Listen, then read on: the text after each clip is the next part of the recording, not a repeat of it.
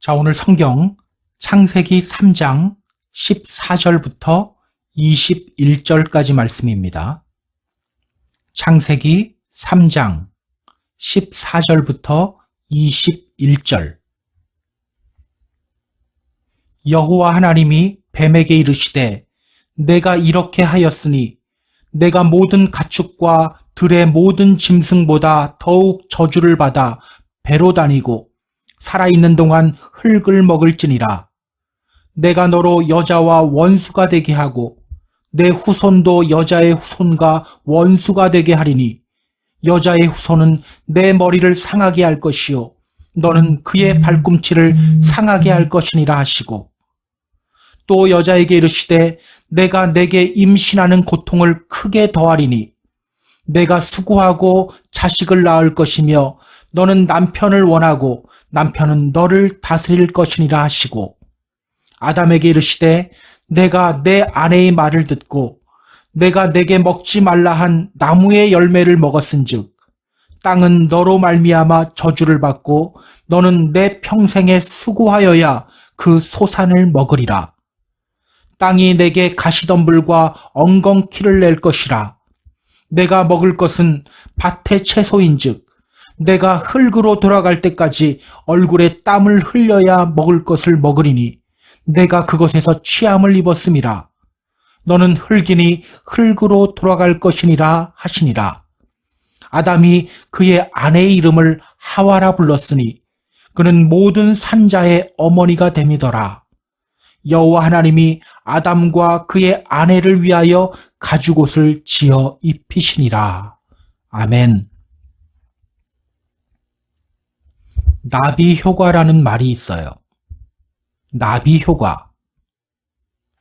나비의 작은 날개짓 하나가 대기에 영향을 주고 그것이 결국 허리케인이나 토네이도와 같이 큰 대기 현상을 발생시킨다는 말이에요. 작은 사건 하나가 엄청난 결과를 불러일으킬 때 사용하는 말입니다. 이와 비슷한 말이 또 있죠. 스노우볼 이펙트, 눈덩이 효과입니다. 여러분, 산 위에서 작은 눈덩이 하나를 아래로 굴리면 어떻게 되죠? 그 작은 눈덩이가 점점 큰 눈덩이로 바뀌어요. 결국은 집을 덮어버릴 정도로 위협적인 눈덩이로 변하게 됩니다. 지난주 우리는요, 최초의 인간에게 나타난 나비 효과를 보았습니다. 그들이 저지른 불순종이 그들을 걷잡을 수 없이 잘못된 방향으로 이끌어갔어요. 불순종을 저질렀을 때 그들은 가장 먼저 두려움을 느낍니다. 죄에 대한 반응이죠. 부끄러움. 이때 그들이 했어야 하는 것이 무엇입니까? 회개. 주님의 이름을 부르며 회개해야 했습니다. 그러나 그들은 자신의 행위로 그 부끄러움을 가려요. 무화과 나무 잎을 엮어 치마를 만들어요. 그들이 만든 그 치마가 그들의 부끄러움을 가릴 수 있었나요? 우리의 행위와 노력으로는 절대 우리의 죄를 가릴 수가 없어요. 오직 주님의 은혜만이 우리의 죄를 가릴 수 있습니다. 결국 그들은 어떻게 합니까? 하나님의 얼굴을 피합니다. 여호와 하나님의 얼굴을 피한다. 이것이 무슨 뜻이라고 했죠? 기억나나요? 여호와의 얼굴은요, 용서의 은혜를 베푸시는 하나님을 뜻해요. 따라서 여호와의 얼굴을 피한다는 것은요, 그들이 하나님이 베푸시는 용서를 외면했다는 것을 뜻합니다. 은혜의 자리를 떠났다는 것을 뜻해요. 하나님이 그들을 내쳤나요? 아니죠. 하나님은 오히려 그들을 먼저 찾아오셨습니다. 회개하게 만들고 용서를 베푸시기 위해서 친히 그들을 찾아오셨어요. 그러나 그들이 스스로 여호와의 얼굴을 피합니다. 결국 어떻게 됩니까? 회개하지 않고 하나님의 은혜의 자리를 떠난 사람들에게 자연스럽게 나타나는 현상이 있어요. 그들은 결국 하나님께 책임 돌리며 대들기 시작해요. 하나님이 주셔서 나와 함께 있게 하신 여자, 그가 그 나무 열매를 내게 주므로 내가 먹었나이다. 여자에게 책임 돌리고 있지만 근본적으로 보면 하나님께 책임 돌리고 있는 겁니다. 하나님, 왜 저에게 저 여자를 주셔서 저로 하여금 선악과를 따먹게 만들었습니까? 이렇게 하나님을 공격하는 거예요. 이것이 바로 그들에게 나타난 나비 효과입니다. 그들의 불순종이 이렇게 엄청난 결과로 이어진 거예요. 그렇다면 여러분, 이제 그들에게 남은 것이 뭘까요? 이제 그들에게 남은 것. 해바라기라는 영화가 있죠. 그 영화에 보면요, 주인공이 조직폭력배들을 찾아가서 이렇게 말해요. 사람이 죄를 지었으면 벌 받는 게 세상 이치라더라. 사람이 죄를 지었으면 벌 받는 게 세상 이치라더라. 맞습니다. 죄를 지었으면 죄의 대가를 받아야 합니다. 우리 하나님은 어떤 분이시냐? 공의의 하나님이십니다. 죄에 대한 책임을 반드시 묻는 분이세요. 따라서 이제 아담과 그의 아내가 받아야 할 것은요, 하나님의 심판입니다. 하나님의 심판. 오늘 본문에는요, 그렇게 불순종한 최초의 인간을 심판하시는 하나님의 모습이 나와요. 그런데요, 오늘 본문을 묵상하면서 발견하게 된 것이 있어요. 바로 하나님의 은혜입니다. 하나님의 은혜. 오늘 본문을 잘 보면요, 그 심판에 숨겨져 있는 하나님의 은혜를 발견하게 됩니다. 따라서 오늘은 불순종한 죄인에게 베푸시는 하나님의 은혜를 발견하며 함께 그 은혜를 누리는 시간을 가졌으면 좋겠습니다. 자, 그럼 본문으로 들어갈게요. 14절 보세요. 여호와 하나님이 뱀에게 이르시되 내가 이렇게 하였으니 내가 모든 가축과 들의 모든 짐승보다 더욱 저주를 받아 배로 다니고 살아있는 동안 흙을 먹을지니라. 하나님이 뱀에게 말씀하셔요. 너가 이렇게 하였으니 너는 앞으로 저주를 받아서 배로 기어다니게 될 것이다. 살아있는 동안 흙을 먹을 것이다. 먼저 하나님은요, 뱀에게 저주를 내리십니다. 여러분, 이 장면이 어떻게 보이세요? 이 장면이 어떻게 보입니까? 저는요, 이 14절을 읽으면서 이런 생각이 들었어요. 뱀, 정말 억울하겠다. 정말 억울하겠다. 여러분, 누가 선악과 따먹었죠? 아담과 그의 아내입니다. 뱀이 강제로 먹였나요? 야, 입 벌려! 이러면서 강제로 먹였습니까? 아니에요. 뱀은 유혹만 했을 뿐이에요. 아담과 그의 아내가 직접 따먹었어요. 여러분, 유혹한 사람하고 범죄 직접 저지른 사람하고 누구 죄가 더 크죠? 당연히 직접 범죄를 저지른 사람의 죄가 더 큽니다. 그런데 하나님은요, 먼저 아담에게 이렇게 물으셔요. 내가 내게 먹지 말라 명한 그 나무 열매를 너가 먹었느냐? 여자에게도 이렇게 물으셔요. 내가 어찌하여 이렇게 하였느냐? 그렇다면 여러분, 뱀에게도 물어봐야 하잖아요. 형식적으로라도 물어봐야 하는 거잖아요. 그런데요, 뱀에게는 묻지도 않아요. 바로 저주를 내려버려요. 너는 저주를 받아 배로 기어다니게 될 것이다. 살아있는 동안 흙을 먹을 것이다. 이게 뱀의 입장에서 보면요, 굉장히 억울한 거거든요. 여러분, 하나님이 왜 이렇게 하셨을까요? 왜 뱀에게는 이렇게 가혹하게 하셨을까요? 간단합니다. 뱀은 하나님의 형상대로 지음받은 존재가 아닙니다. 오직 인간만이 하나님의 형상대로 지음받은 존재이기 때문입니다.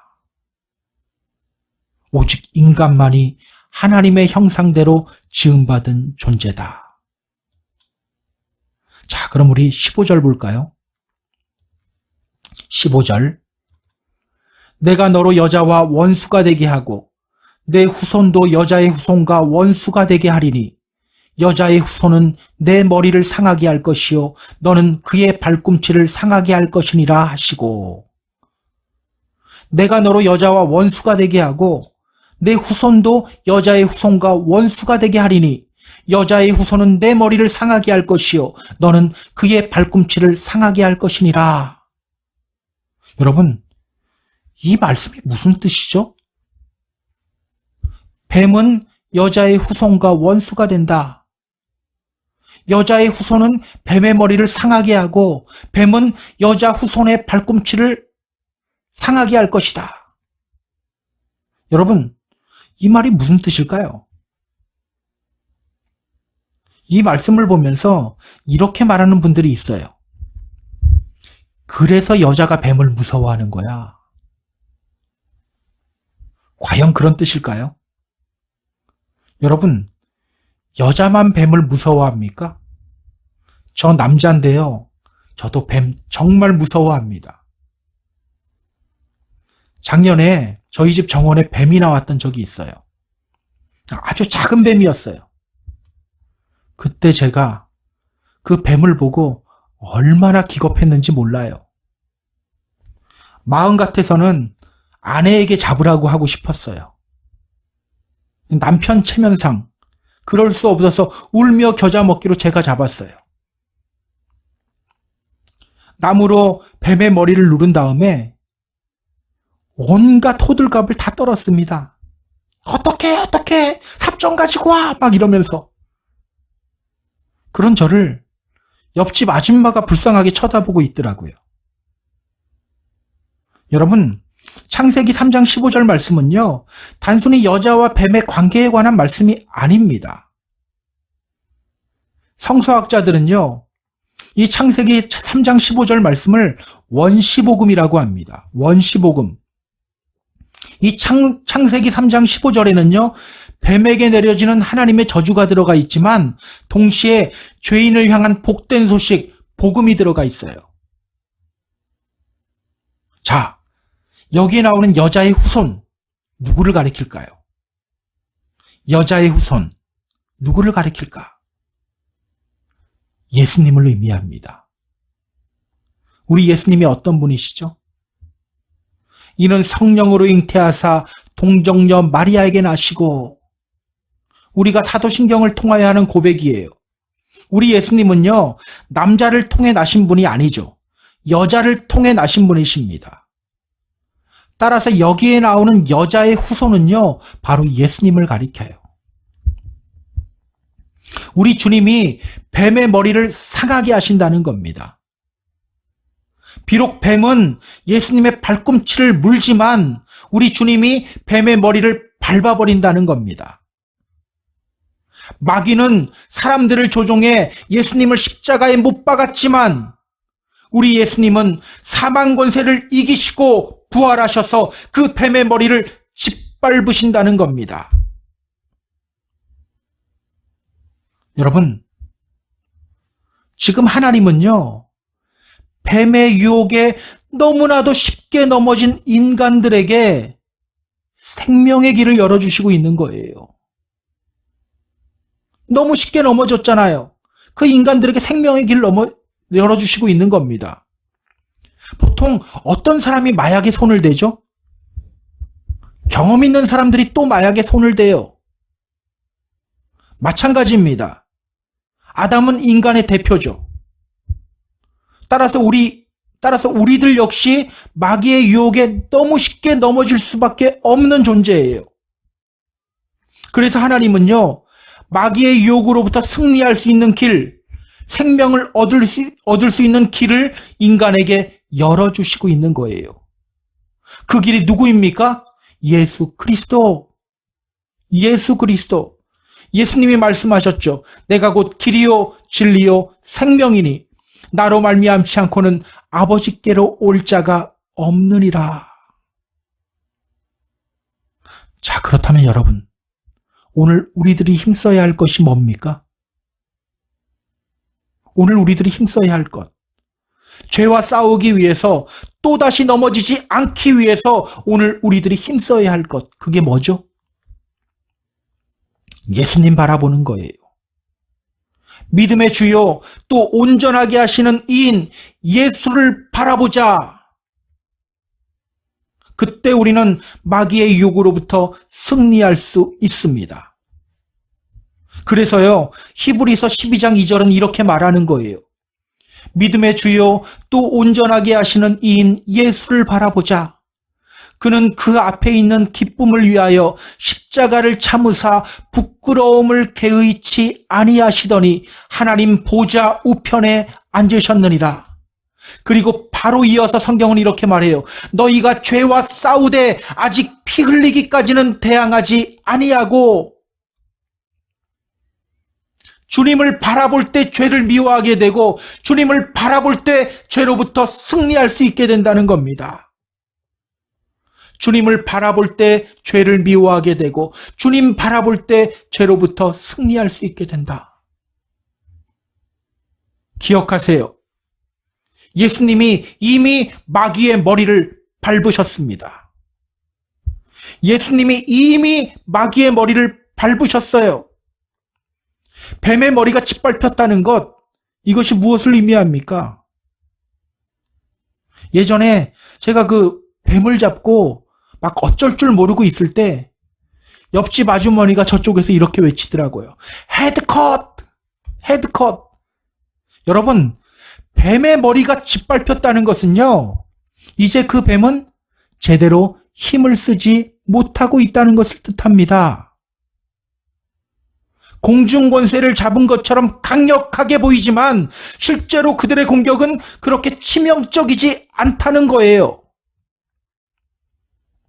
그래서 성경은요, 우리에게 이렇게 말하는 겁니다. 사람이 감당할 시험 밖에는 너희에게 당한 것이 없나니. 왜? 마귀의 공격은 그저 머리를 짓밟힌 뱀이 꼬리를 감는 정도의 공격, 그 정도밖에 되지 않기 때문이에요. 여러분, 안타까운 게 뭔지 아세요? 그 별것 아닌 공격에 너무나도 많은 믿음의 성도들이 나가 떨어지고 있다는 사실입니다. 뱀의 꼬리만 보고도 기겁하며 거품 무는 사람들이 너무나도 많다는 거예요. 나를 향한 작은 소문 하나에 그냥 뒤로 물러서요. 그냥 포기해버려요. 미워하고 험담하라는 마귀의 유혹에 너무 쉽게 무너져 내려요. 매일 그 꼬리에 당하고 있는 거예요. 주님의 이름으로 부탁드립니다. 뱀의 머리를 짓밟은 예수 그리스도를 바라보시기 바랍니다. 죄의 유혹이 올 때 이렇게 외치시기 바랍니다. 너의 머리를 짓밟은 예수 그리스도의 이름으로 명한다. 물러갈지어다. 한 길로 왔던 마귀가 7길로 도망가는 역사가 오늘 우리 가운데 일어나게 될 것입니다. 오늘 우리는요, 이 창세기 3장 15절 말씀을 통해서 하나님이 어떤 분인지를 깨닫는 눈을 떠야 합니다. 하나님이 어떤 분인지를 알아야 돼요. 제가 창세기를 강의하면서 계속해서 여러분에게 강조하고 또 설교의 초점으로 잡고 있는 것이 있어요. 바로 하나님이 어떤 분이신가, 하나님이 누구인가에 관한 겁니다. 하나님이 이 창세기를 기록하신 목적은요, 하나님이 어떤 분인지를 우리에게 알려주시기 위해서입니다. 최초에는 이런 일이 있어서 단순히 이거 알려주기 위함이 아니에요. 이게 중요한 게 아니거든요. 우리를 구원하시는 하나님이 어떤 분인지를 우리에게 알려주시기 위해서 하나님은 모세를 통하여 이 창세기를 기록하게 한 거예요. 여러분, 오늘 창세기 3장 15절 말씀을 보면서 여러분은 무엇을 느낍니까? 인간은 죄를 지으며 하나님을 대적했지만 하나님은 그런 인간을 향해 구원의 길을 열어놓으셨어요. 이런 하나님을 보며 여러분은 무엇을 깨닫게 됩니까? 이러한 하나님을 묵상할 때 수많은 시편의 기자들이 반복하며 외쳤던 고백이 있어요. 여호와께 감사하라. 그는 선하시며 그 인자하심이 영원함이로다. 여호와께 감사하라. 그는 선하시며 그 인자하심이 영원함이로다. 시편 117편 2절에서 시인은 또 이렇게 외쳐요. 우리에게 향하신 여호와의 인자하심이 크시고 여호와의 진실하심이 영원함이로다. 할렐루야. 우리에게 향하신 여호와의 인자하심이 크시고 여호와의 진실하심이 영원함이로다. 인자하다, 헤세드라는 단어예요. 진실하다, 에메트라는 단어입니다. 이 두 단어는요, 인간의 배신에도 불구하고 포기하지 않으시는 하나님의 사랑을 의미합니다. 인간의 죄악에도 불구하고 포기하지 않으시는 하나님의 사랑. 여러분, 그래서 제가 가끔 이런 말 하는 거예요. 우리가 죄악 속에 뒹굴어도 하나님은 절대 우리를 포기하지 않으십니다. 왜? 하나님의 성품이 바로 인자와 진실이기 때문이에요. 인자하신 하나님, 진실하신 하나님, 기억하세요. 우리를 향한 하나님의 사랑만이 진실한 사랑입니다. 절대 우리를 포기하지 않는 사랑입니다. 이것을 묵상할 때 바울은 로마서에서 이렇게 선포합니다. 그러나 이 모든 일에 우리를 사랑하시는 이로 말미암아 우리가 넉넉히 이기느니라. 내가 확신하노니 사망이나 생명이나 천사들이나 권세자들이나 현재일이나 장래일이나 능력이나 높음이나 깊음이나 다른 어떤 피조물이라도 우리를 우리 주 그리스도 예수 안에 있는 하나님의 사랑에서 끊을 수 없으리라. 오늘 우리 안에도 이런 믿음의 고백과 선포가 있었으면 좋겠어요. 인자하신 하나님, 진실하신 하나님, 그 하나님이 지금 이 시간에도 나를 포기하지 않고 일으켜 주시고 계신다. 이 고백이 있었으면 좋겠어요. 혹시 이 시간 넘어져 있는 분 있나요? 주저앉아 있는 분 있나요? 인자하시고 진실하신 하나님 바라보며 일어설 힘을 얻으시기 바랍니다. 인자하시고 진실하신 주님 바라보며 달려갈 힘을 얻으시기 바랍니다. 그렇게 다시 일어서서 달려나아가는 그런 역사가 오늘 우리 가운데 일어나게 되기를 주님의 이름으로 소망합니다. 자, 그럼 16절부터 19절 말씀 보시겠습니다. 16, 17, 18, 19절. 또 여자에게 이르시되 내가 내게 임신하는 고통을 크게 더하리니 내가 수고하고 자식을 낳을 것이며 너는 남편을 원하고 남편은 너를 다스릴 것이니라 하시고 아담에게 이르시되 내가 내 아내의 말을 듣고 내가 내게 먹지 말라 한 나무의 열매를 먹었은즉 땅은 너로 말미암아 저주를 받고 너는 내 평생에 수고하여야 그 소산을 먹으리라. 땅이 내게 가시덤불과 엉겅퀴를 낼 것이라. 내가 먹을 것은 밭의 채소인즉 내가 흙으로 돌아갈 때까지 얼굴에 땀을 흘려야 먹을 것을 먹으리니 내가 그것에서 취함을 입었음이라. 너는 흙이니 흙으로 돌아갈 것이니라 하시니라. 하나님은요, 뱀을 저주하신 후 인간에게 구원의 길을 열어주시며 은혜를 베푸셨어요. 죄의 유혹으로부터 승리할 수 있는 길도 열어주셨어요. 그런데 16절부터 19절을 보면요, 조금 이상해요. 좀 이상해요. 좀 본문을 좀 보세요. 하나님이 여자에게 어떤 말씀하시죠? 너에게 임신하는 고통을 크게 더할 것이다. 아담에게는 또 뭐라고 말씀하십니까? 너는 내 평생에 수고하여야 그 소산을 먹으리라. 흙으로 돌아갈 때까지 얼굴에 땀을 흘려야 할 것이다. 여자에게는 출산의 고통을 주시고요. 남자에게는 수고의 고통을 주셔요. 똑같이 고통을 주십니다. 여러분, 이렇게 고통을 주시는 하나님을 우리가 어떻게 이해해야 할까요? 용서하셨으면 끝나면 되지. 거기다 벌은 왜 줍니까? 분명 하나님은요, 죄 지은 인간을 향한 사랑을 거두어가지 않으셨어요. 오히려 구원의 길을 열어주셨어요. 그런데 벌은 벌대로 주셔요. 이 땅에서 고통받게 합니다. 왜일까요? 사실은요, 다윗에게도 이렇게 하셨어요. 다윗이 밧세바 범했을 때 하나님은 나단 선지자를 통해서 다윗의 죄를 지적합니다. 그때 다윗은 그 자리에서 자신의 죄를 인정하며 회개해요.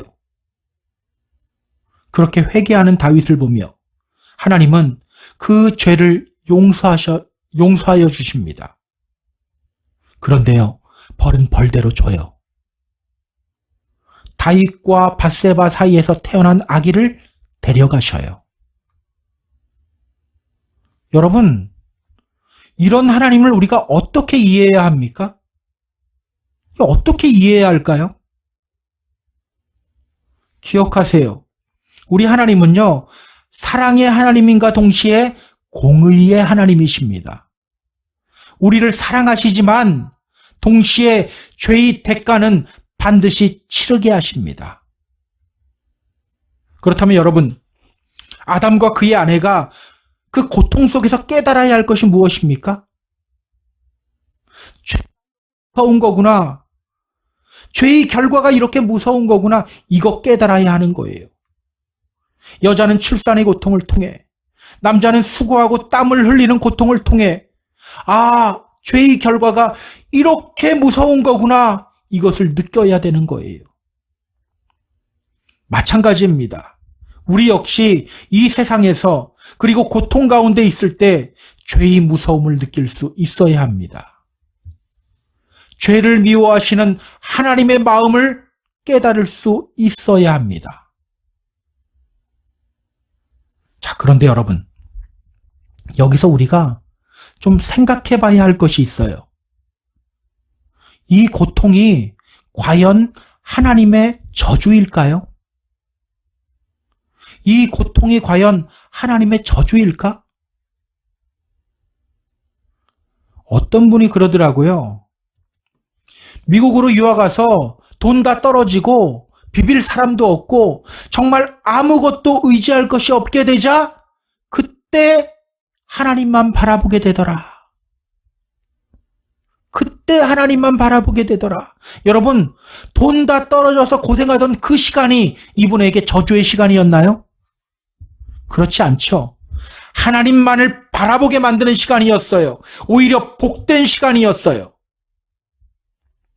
기억하세요. 지금 하나님이 아담과 하와에게 주시는 고통은요, 저주가 아니에요. 오늘 우리가 봐야 할 것은요, 하나님이 불순종한 아담과 하와에게 이런 고통을 주셨구나. 이것만 봐서는 안 돼요. 그 고통 속에 숨겨진 하나님의 은혜를 봐야 합니다. 고통 속에 숨겨진 하나님의 은혜. 시편 118편에서 시인은 이렇게 외칩니다. 내가 고난받을 때 부르짖었더니. 시편 120편에서도 시인은 이렇게 외쳐요. 내가 고난받을 때 주님께 부르짖었더니. 모두 고난 속에서 뭘 하고 있습니까? 하나님을 향하여. 그렇다면 여러분, 하나님이 지금 그들에게 고통 주시는 이유가 뭡니까? 이 땅이 아닌 하늘나라를 소망하게 하기 위해서입니다. 만약 이 땅에 고통이 없다면 10중 8구 그들은 이 땅에 소망을 두고 살아가게 될 거예요. 그렇기 때문에 하나님은 고통을 주시는 겁니다.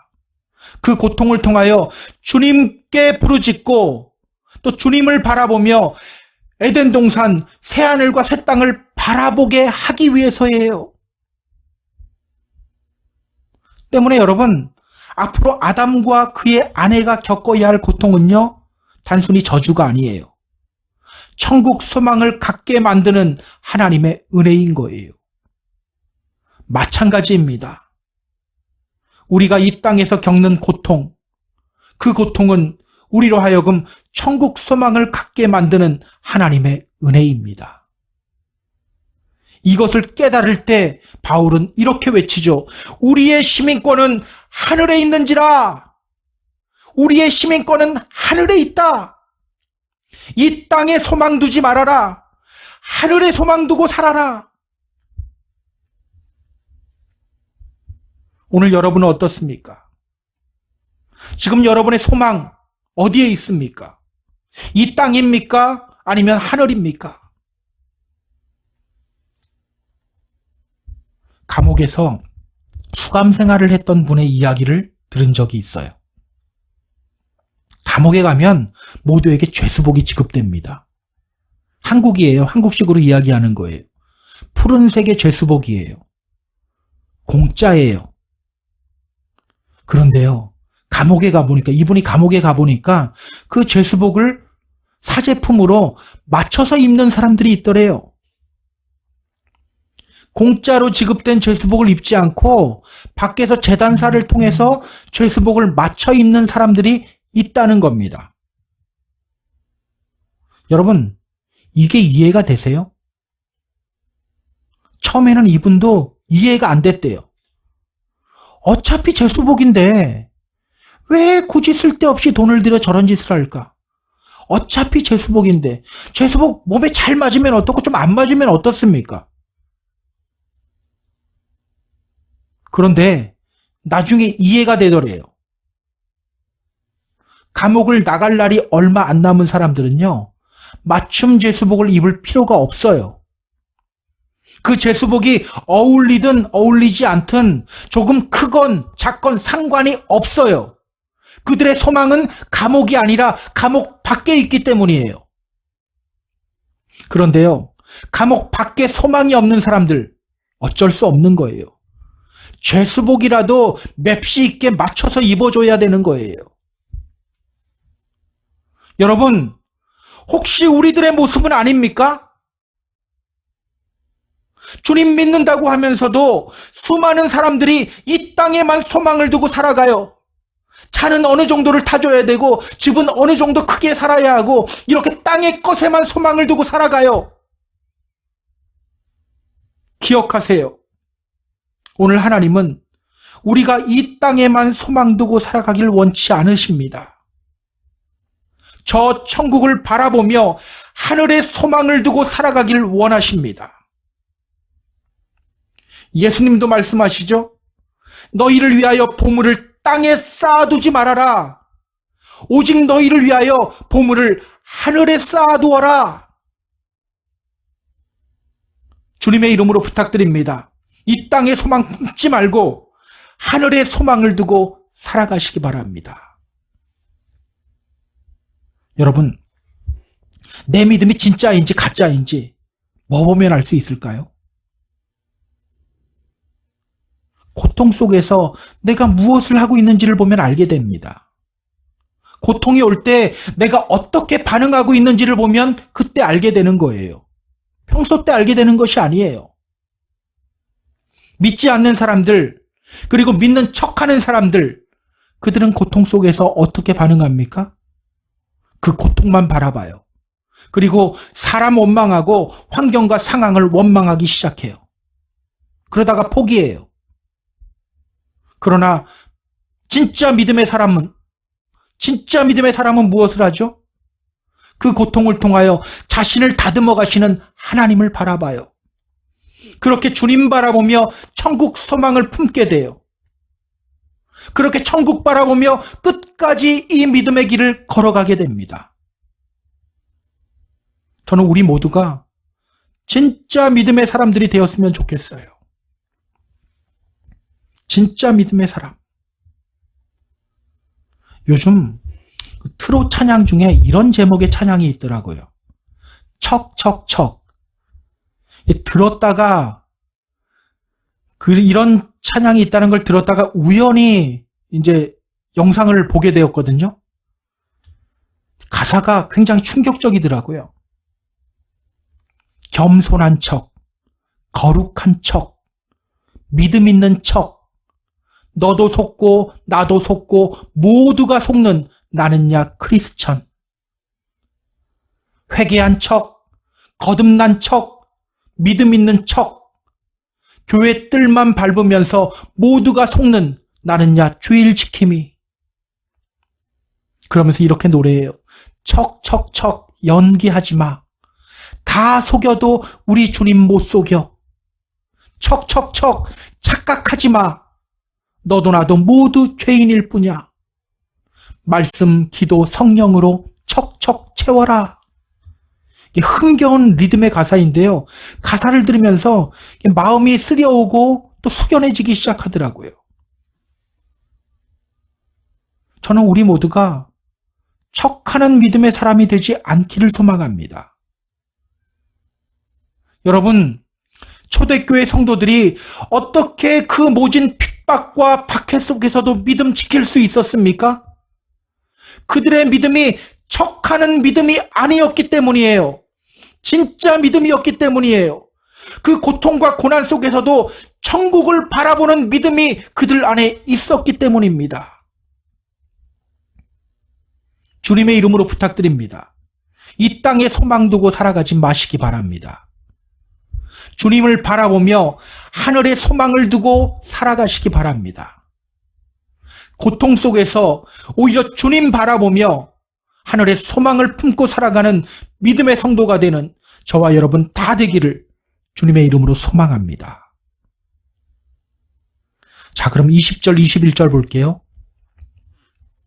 아담이 그의 아내의 이름을 하와라 불렀으니 그는 모든 산자의 어머니가 됨이더라. 여호와 하나님이 아담과 그의 아내를 위하여 가죽옷을 지어 입히시니라. 조금 전까지 아내에게 책임을 돌리던 아담이 이제 아내의 이름을 지어줘요. 하와라는 이름입니다. 생명이라는 뜻이에요. 그리고 하나님은 당신이 지으신 동물을 희생하심으로써 그들에게 가죽옷을 지어 입혀주십니다. 여러분, 왜 하나님은 가죽옷을 지어 그들에게 입혀주셨을까요? 왜 하나님은 가죽옷을 지어 그들에게 입혀주셨을까? 가죽옷의 의미가 뭘까? 옷은요, 그 사람이 어떤 사람인지를 알려줍니다. 군복 입은 사람을 보면 우리는 그 사람이 군인이라는 것을 알게 돼요. 그 옷에 따라 육군인지 해군인지 공군인지까지 알게 돼요. 그렇다면 여러분, 하나님이 아담에게 또 하와에게 가죽옷을 지어 입혀주신 이유가 뭘까요? 무화과 나무, 이게 테나라는 히브리어 단어인데요. 이 단어는 아나라는 단어로부터 왔어요. 아나, 이 말이 무슨 뜻이냐면요, 슬퍼하다, 한탄하다라는 뜻이에요. 그러니까 무화과 나무의 근원은요, 슬픔, 한탄이에요. 가죽옷, 오르라는 단어인데요. 이 단어는 우르라는 단어로부터 왔어요. 우르, 이 말이 무슨 뜻이냐면요, 눈뜨다, 깨다라는 거예요. 눈뜨다, 깨다. 그렇다면 여러분, 하나님이 지금 그들에게 가죽옷 입혀주신 이유가 뭡니까? 그들로 하여금 눈을 뜨게 하기 위해서예요. 깨어나게 하기 위해서예요. 우리 인간은 자신의 힘으로 죄를 이길 수 없고 누군가의 희생을 통해서만이 죄로부터 승리하게 된다는 사실을 깨닫게 하기 위해서예요. 이 가죽옷 볼 때마다 아담과 하와는 마음속에 되새겨야 합니다. 우리의 힘으로는 죄를 이길 수 없다. 우리의 힘으로는 죄로 인한 부끄러움 가릴 수 없다. 그리고 동물의 희생으로 인해 자신들의 죄가 가려졌다는 사실을 매일매일 느껴야 합니다. 그렇다면 여러분, 오늘 우리가 기억해야 할 것은 뭡니까? 똑같아요. 나의 힘과 노력, 나의 행위로는 나의 부끄러움을 가릴 수 없다. 나를 위해 희생의 피를 흘리신 예수 그리스도를 옷 입을 때 나의 부끄러움이 가려지고 나는 결국 죄로부터 승리할 수 있게 된다. 바로 이것을 늘 기억해야 합니다. 여러분, 주님이 우리를 대신해서 십자가에 달려 죽으셨어요. 내가 받아야 할 죄값, 주님이 대신 지시고 십자가 위에서 죽으셨어요. 그 희생이 있기에 오늘 우리는 생명을 얻게 된 겁니다. 여러분, 이 사실 잊지 마세요. 혹시 십자가의 감동 잊으셨습니까? 주님께 정말 간절하게 기도하세요. 주님, 제 안에 십자가 감동이 사라졌습니다. 그 십자가 감동을 저에게 회복시켜 주세요. 정말 간절한 마음으로 기도해야 합니다. 회복의 은혜가 임하게 될 거예요. 자, 이제 말씀을 정리할게요. 우리 사랑하는 펜사콜라 한인교회 성도 여러분, 오늘 우리를 향한 하나님의 사랑을 느꼈으면 좋겠어요. 우리는 끊임없이 죄를 짓지만 우리 주님은 그런 우리를 향해 두 팔을 벌리고 구원의 길을 열어놓으시고 계십니다. 그 주님 묵상하세요.